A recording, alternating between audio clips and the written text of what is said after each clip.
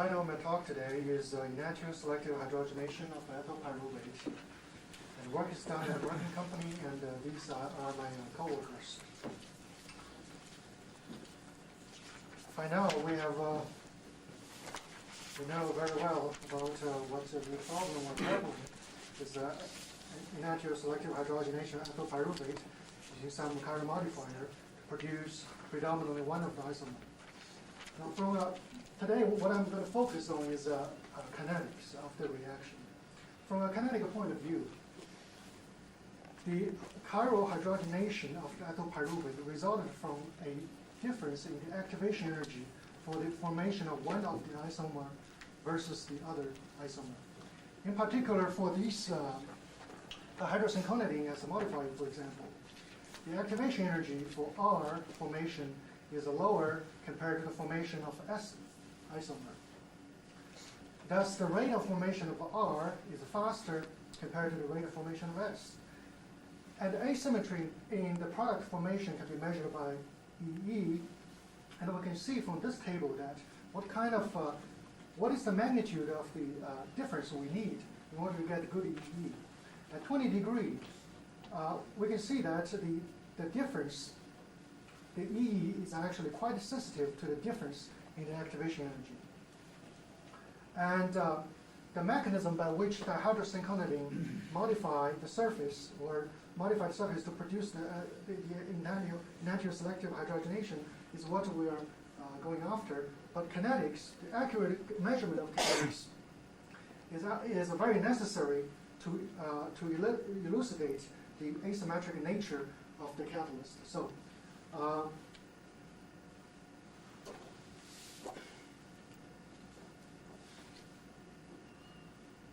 we have a very good tool to measure kinetics, and this tool is a reaction calorimetry. We carried out this reaction using this reaction conditions. By the way, the solvent is a propanol and 70 psig of hydrogen pressure for this temperature range in this reaction calorimeter. And the nice thing about this reaction calorimeter is that the reaction calorimeter counts accurately the flow of heat generated by the reaction, counted very accurately while maintaining the temperature of the contents in the reactor constant. The heat generated from the reactor actually is directionally proportional to the rate of hydrogenation by this equation. And the delta H is the heat of hydrogenation per molar. So the heat flow curve, such as this one, is actually a profile of the reaction rate as a function of time. And the beauty of this technique is that the measurement of a rate via heat flow is a continuous one. It is very convenient, it's non-invasive, and it's in situ. Additionally, thermodynamic data, such as the heat of hydrogenation, can be obtained easily by simply integrate the heat flow curve over time. So the message is, for this technique, the heat flow measure is actually the rate of hydrogenation. And I'm going to use the heat flow and hydrogenation rate interchangeably. First, before I show the heat flow data for the hydrogenation, I'm going to show some results that's obtained by conventional means, that is, by chemical sampling. Over here, what's displayed is conversion and enantiomeric excess as a function of the reaction time under this reaction conditions. Now, one very striking feature of this reaction is that EE, what we observed initially, there is an EE increase at the beginning of the reaction. And this EE increase is actually observed under a variety of reaction conditions. It doesn't matter what kind of is a synconidine or dihydrosynconnidine. And also over a wide range of dihydrosynconnidine concentration, we observe consistently this behavior.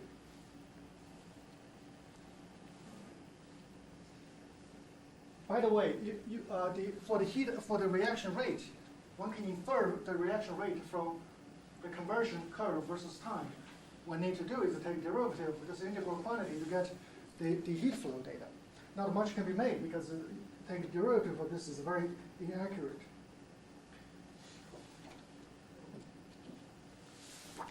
What I'm presenting now is the heat flow measured by the calorimeter, or the reaction rate measured by the reaction calorimeter. Here is the reaction rate and versus time. What do we see is that the reaction rate initially increase with time, or with the decreasing ethyl pyruvate concentration. So that is the rate of acceleration. And it reached the maximum at approximately where the EE plateaued and then before it started decay.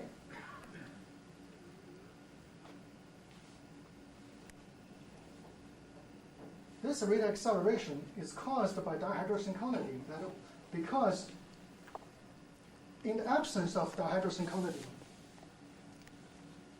the rate simply decreases monotonically. So this is indeed a modifier accelerated kinetics.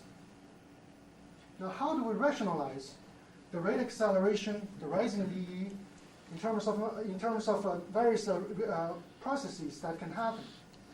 The simplest explanation could be the reduction of the catalyst. So as the platinum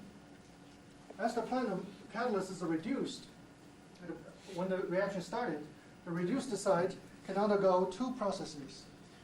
The first process could be racemic hydrogenation directly on the unmodified platinum site. The second process could be the modification of the hydrosynchronity of the platinum site for enantioselective hydrogenation.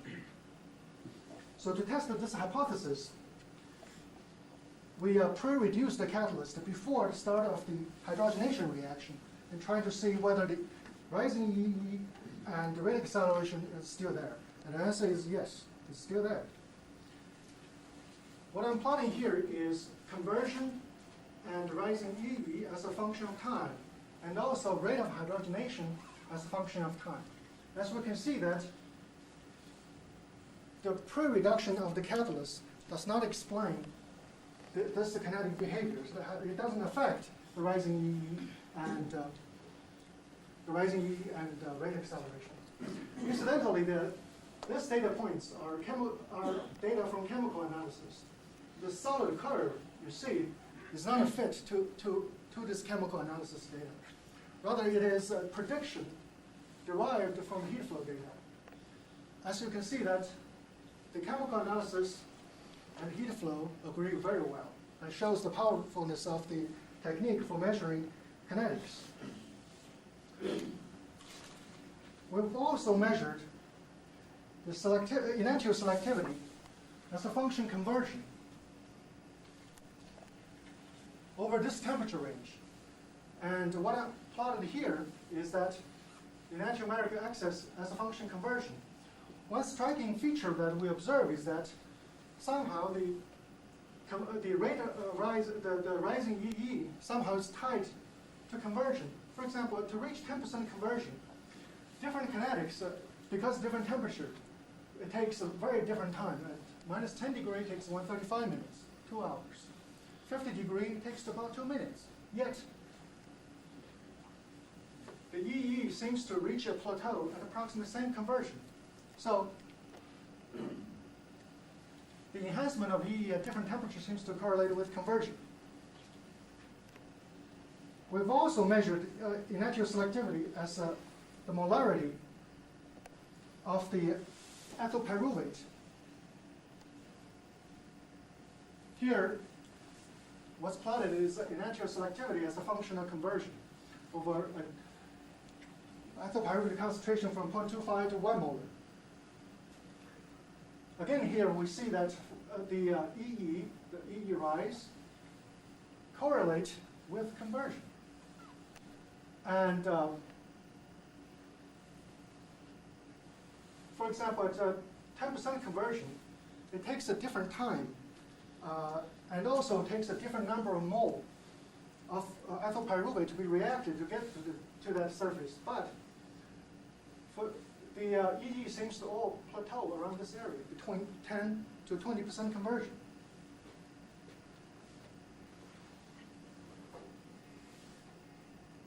Now let's look at how the rate of the hydrogenation vary with molarity.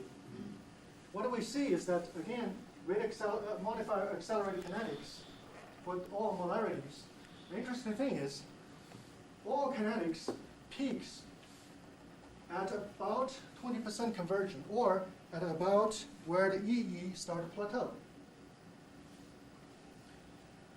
Another point that's very clear that the rate clearly does not follow simple zero-order kinetics under these conditions.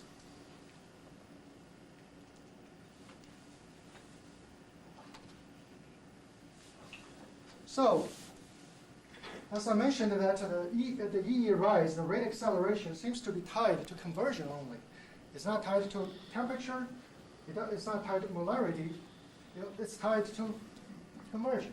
Now, this seems to suggest that there is a certain reaction mix after this starting point of the hydrogenation, that that specific mix make the chiral surface better and better, and eventually become the best enantioselective surface under these conditions. Now, the question we ask ourselves is, can we make this surface? Is that something, this specific mix, does it have anything to do with the product? Can we by adding some of the product to mimic this approximately 10 to 20% conversion, and to see whether this rising E is still there? So in this experiment, we add the product prior to the hydrogenation. What's happened is that the rate acceleration is still there, and the EE rise is almost exactly the same as the case without the product addition. So the product addition has no effect on the EE rise and the rate acceleration. So based on this observation, it seems that the ultimate enantioselectivity seems to be linked to a specific composition of substrate modifier and the product. And the ultimate chiral surface for the enantiose hydrogenation seems to be reaction driven. The dynamic surface, as reaction progresses, provide the environment necessary for chiral hydrogenation.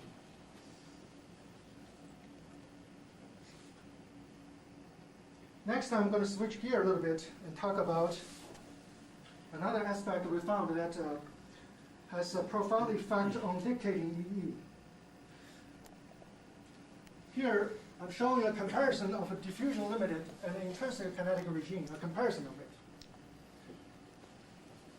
Let's assume that this is the kinetics the catalyst would like to do, that has a positive dependence on the substrate concentration. In a situation where the hydrogen mass transfer from the gas phase to the liquid phase is not adequately fast compared to the intrinsic kinetics, then this kinetics will be strongly masked by the hydrogen diffusion rate. This would be the rate one observed, which does not have much to do with the ethyl pyruvate concentration. One would observe this would be appears to be a zero-order kinetics. But we have to know that this zero-order kinetics is entirely different from zero-order kinetics that arise from a strong adsorption of substrate on the catalyst, which is intrinsic to the catalyst. And from our study have shown that the zero-order kinetics is observed only when our reaction is carried out under hydrogen diffusion limitations. And if it's out of hydrogen diffusion limitation, this is always the behavioral observed. It's never zero order. Here's what I mean. We carried out the enantioselective hydrogenation reaction of ethyl pyruvate under seemingly the same condition, same hydrogen pressure, molarity, temperature. The only thing different is stirring rate. An increase from 400 RPM to 2,000 RPM. At the low RPM, where the mass transfer is poor, what do we see is the reaction rate remains flat. It's essentially zero order, but we know that this is limited by hydrogen diffusion. As we increase the stirring, the reaction rate starts to break out of the diffusion limitation. Once we are out of the hydrogen diffusion limitation, this is the kinetics we observe. So it's not clearly, it's intrinsic kinetics is not a zero order on the ethyl pyruvate concentration. What's important, we found that not only the kinetics is strongly affected by stirring, what's more important is enantioselectivity. We found that the stirring has a profound effect on this enantioselectivity.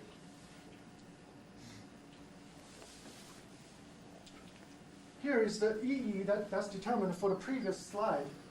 At 400 RPM, the EE is about 23%. When we stir, this is under severe hydrogen diffusion limitation. As we break out of the hydrogen diffusion limitation, the EE rises sharply with the RPM. So this indicates that the true EE one measures for the true EE for a particular catalytic system can be masked strongly by hydrogen diffusion limitation. So, which makes it sort of very important for one to fully characterize the mass transfer property of one's reactor before one can trust the kinetic data derived from that reactor. And also, it's important to fully characterize the reactor before comparing results from one reactor system to another reactor system, because under seemingly the same reaction conditions, the result can be all over the map, from 20% to 60% in this case.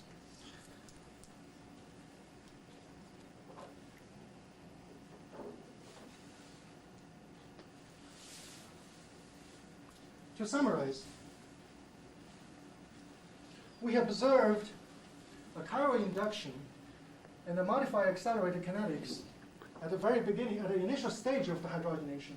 And this chiral surface appears to be derived by reaction itself.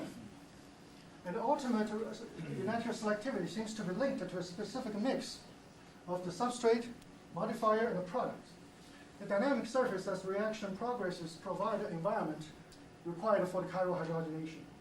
We have also shown that EE and the reaction rate depend very strongly on the agitation rate, even at constant hydrogen pressures.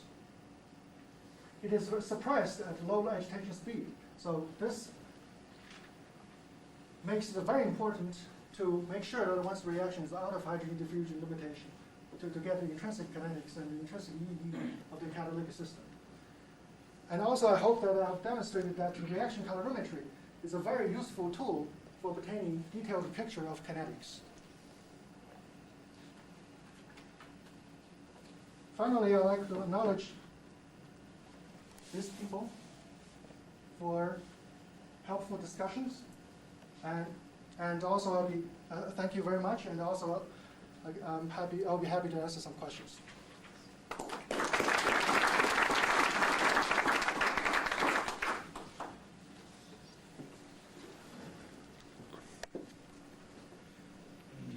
Does this work now?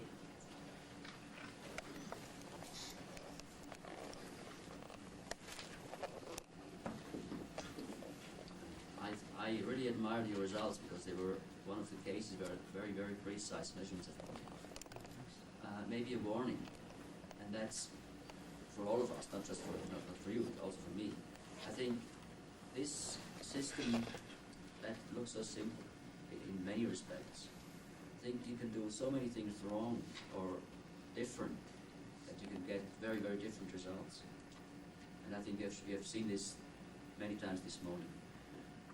I remember when we started in this field, but of course our goal was really to find a robust system. And I think the kinetics we have measured, many investigations we've made were really measured under quite optimal conditions, I find now. Didn't realize that at that time. So many observations that have been discussed now, we have also observed, but only in sort of in small trends. We have sometimes seen a small rise in EE. We've also seen a fall in EE later in the later stages. I think it's one just shouldn't think that this is not always the case, that we have such a strong initial period, but we have trouble with initial periods, that's no question. You know, I want to make a second remark on what the so-called key issues are. I think everybody in the field has different key issues. And one has to be very careful that one's own key issues are not just on a different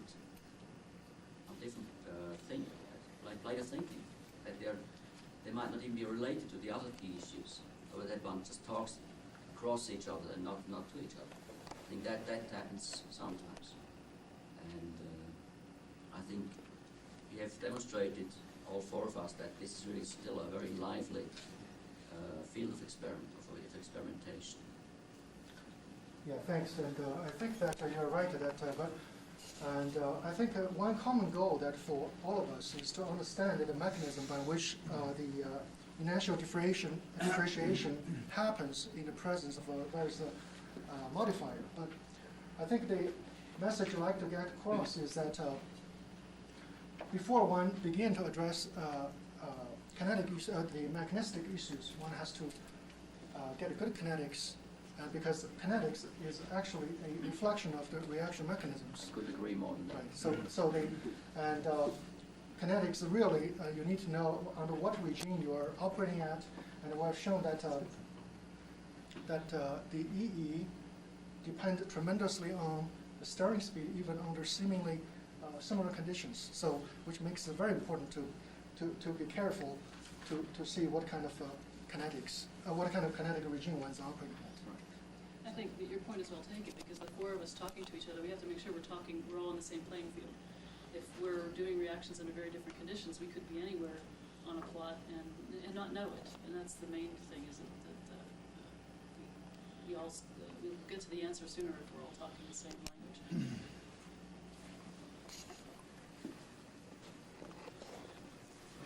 With respect to the speed of agitation, we were able to detect completely different type of byproducts depending on the speed of agitation. It's the first issue. The second issue is that we were always able to see the same, as you mentioned, a rate acceleration at the very beginning of the reaction, but only in the case when the reaction components were mixed together and treated in a nitrogen atmosphere for 15, 30 minutes, or 1 hour.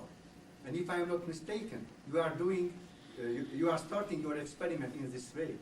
That's one way of starting it. Also, we vary the various mode of addition, and also that we read about your result on the possible complex formation of dihydrogenation with ethyl pyruvate. So what we did is we let the catalyst reduce in propanol for 2 hours, and then externally mix the hydrogenation with ethyl pyruvate, just to mix them outside.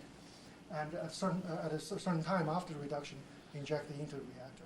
And then monitor the heat flow and also the EE variation with the time, hoping that if that is a rate limiting step, that is the kinetics, the rising EE, the rate acceleration is caused by the formation of adduct in the liquid phase, then we would see a flat EE with time. And it's also increasing in this case. Yes, it also increasing. So that is not that simple. Yes, we have the same observation. And it seems like that's right. So it seems like no matter what we do, how we add things, and this is always happening. So we have to conclude that somehow this is related to it's a reaction-driven chiral surface. The dynamic of the chiral surface really is the key and key component. As to the exact detail, I mean that's still remain. I think even the product addition studies, which we were hoping we could start, in a flat part of that curve. The trouble is that you can't line up all the players and tell them to wait till you're ready to start. You have to leave one guy out. You can leave hydrogen out, or the pyruvate out, or the modifier out, and then you're still back at the beginning. You can't have the hydrogen in there. The one thing we didn't have in that product addition study was hydrogen when we started. We can't put the hydrogen in and say don't go anywhere until we're ready to watch. And that's why I think that we can never get to that steady state surface without going through that period. And I mean, I think that period can be under these particular set of conditions and this particular catalyst and a couple others that we've looked at, like platinum and carbon, we see it. And I think that at very high hydrogen pressures, if you have it at all, you're going to have it extremely short, because you're going to get to 10 or 15% conversion extremely fast, unless you use very low catalyst. So it's not always easy to see. We see, like for instance, in the diffusion limited case, there's 30-degree reactions with a lot of catalyst. You hardly see even in the non-diffusion ones. You can kind of see that line bends, but you don't see that nice hump because it happened. 10% conversion is happening very, very fast. Maybe I should forget, if you get 95% optical yield, this theory cannot be as pronounced as that. That's right. Because otherwise you never get there. Yeah, well, let's see. You have to. You can calculate. You can have 2.5% racemic conversion. That's it. Afterwards you should produce 100%. Otherwise you never get 95 Right. again. And so, but see, that's the other thing. No, it's not true. It's not true. Well, it has to be. It's math. No, we did it's mathematics, and it's not true. Oh, what is? We did There this is a conversion.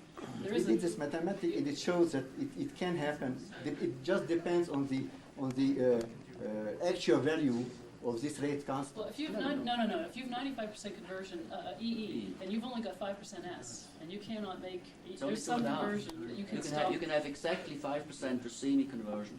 Yeah, That's it. that's right. And afterwards you have to this have- EE is not No, percent. yes. 10% you can get at 95. 95 is 97.2. Yeah. Okay. You can have exactly 5% racemic conversion, and then you have to produce with 100%. Yeah, right. Otherwise, you never get, in the end, you never get 95. That's mathematics. Yeah. Period. But I think that No the way place to that we go- see is it could be dependent on hydrogen pressure as well. Or many things. You know, I mean, Catalyst, solvent, hydrogen pressure. I'm quite sure. solvent not. I'm sure. Okay, well, we do it in other solvents, we see the same. Dry acetic acid. We haven't tried to see Ah. that. But see, this is how we'll get to the answer. Right. We'll find the things that don't fit the. I agree. I don't remember if you studied the effect of hydrogen pressure. We found that if you mix the system, first add the ethyl pyruvate and then synchronidine, 30 seconds between. Or the opposite way, first synchronidine, then ethyl pyruvate, they have different reaction rates depending on the hydrogen pressure. If you go down to 1 bar, which is quite low, not usual, this reaction, you go down with the catalyst loading, then we observe a quite strong catalyst poisoning. The reaction is finished at 50% conversion. And the initial rate is about 1/2 if we add first the pyruvate and then the synchronidine. But if you add first the synchronidine, there is no poisoning effect. Pressure issue is actually a very, very interesting issue because the pressure issue is sort of similar to what the stirring issue is. Now, in this case, although the apparent pressure is 70 psig, is about 5 bar or something, but because the reaction is hydrogen diffusion limited, the solution is starved of hydrogen. So the effective hydrogen pressure, and if you look at the fugacity of hydrogen pressure in the gas phase, is actually very, very low. It's probably, I don't know, less than 1 bar. And you will see that the reaction rate indeed is very low, and also EE is substantially suppressed. So pressure effect can be demonstrated by pressure. Actually, it's not a good variable when you measure for kinetic studies because pressure is a measurement of hydrogen, one reactant, in a phase that is not where reaction occurs. What's important is the hydrogen concentration in the liquid phase. Yes, but we work in kinetic pressure. We go down with the catalyst loading to reach the kinetic pressure. And still there was 50% difference in reaction rate, depending on which component we added first. Synchronidine, pyruvate. I see. It was kinetic regime. We've tried every mode of mixing, we get the Yeah. exact same results. And I That's think right. it's difficult unless you've got, there's still some issues. You can actually think you're in a kinetic regime. If you start with the hydrogen, the surface saturated with hydrogen, the solution saturated with hydrogen, you could, you need some time, a little bit of time to get to the ceiling for diffusion, even though you're still diffusion limited. You need some time to get there. So this rate, and this rate are going to look slightly different if you're taking initial rates, but you're still diffusion limited. And you can be partially diffusion limited. Now we definitely would see a different rate or a different behavior here. That guy still has lower EE, slightly lower. This one Right. this is 45% That's compared to 60. So it's not as simple unless you can watch the whole reaction and look at good kinetics of the whole regime. Initial rates are a little bit more tricky when you're trying to understand diffusion limitations. You've got to, if you take an initial rate and you measure a final EE, you're not, those two variables, you need the rate and the EE at the same place to know for sure about what regime you're determining. Any other questions? Well, I'd like to thank you for your attendance and your forbearance on this topic, which is an interesting topic. And I hope that you'll all come back this afternoon for a little bit more general discussion on other selective hydrogenation.